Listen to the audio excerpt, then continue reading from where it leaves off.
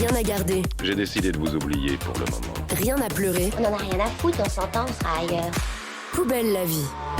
Faute de scalpel, il opère au couteau suisse.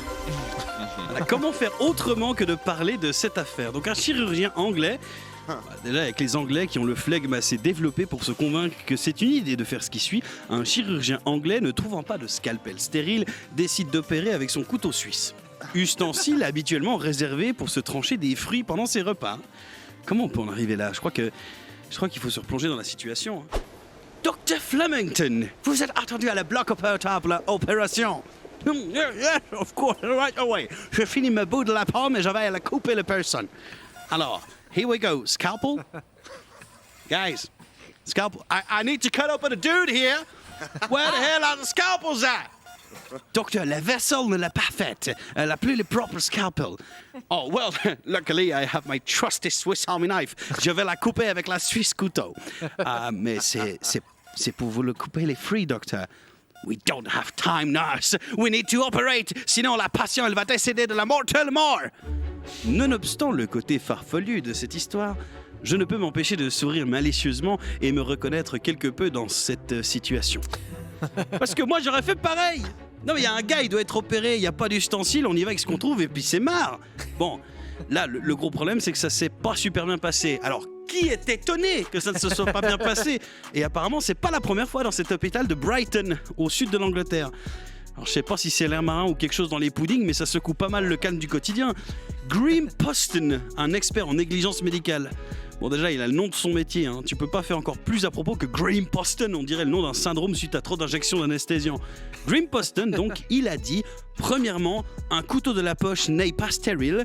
Deuxièmement, ça ne l'est pas le chirurgical instrument. Et 3, where the scalpel's at?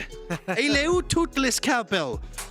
Donc c'est la merde pour l'hôpital. C'est pas la première fois qu'il y a de la négligence et quelque part, c'est le reflet qu'on ne veut pas connaître d'une situation à laquelle on doit potentiellement s'attendre.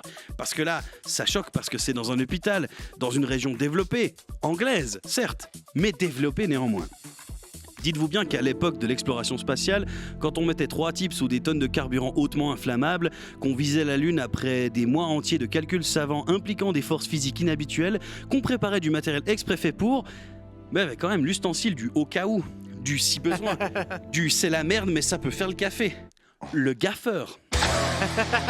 Non mais le scotch, le ruban adhésif, le gros rouleau de quand il tombe en général, il roule sur un meuble puis après on n'arrive pas à bien le récupérer. Non mais c'est le truc du au cas où, par exemple ta combi de l'espace elle déchire au tibia, ou s'il y a un trou dans la fusée, ou pour tenir un sandwich en apesanteur parce que ça a l'air de quelque chose de convenable quand même.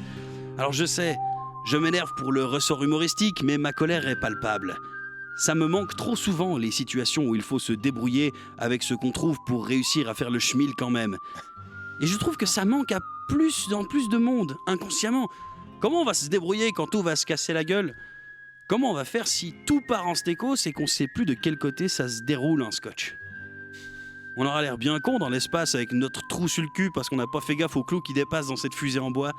Ouais, alors, je fais une fixette sur l'exploration spatiale. J'ai toujours cru que c'était dépassé alors que c'est l'objectif numéro 1 apparemment des gens qui ont réussi le jeu de la vie. Ils sont devenus riches à millions et maintenant ils veulent faire tous une cabane sur Mars. Peut-être qu'on fait tous faux depuis le début et plutôt que de mettre tout en haut les gens qui font parce qu'ils ont des thunes, on devrait se fasciner avec comment les gens de la galère se débrouillent. Parce qu'il y a du beau dans la débrouille.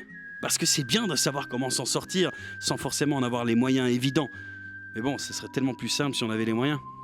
Au pire, on va se débrouiller. Poubelle la vie.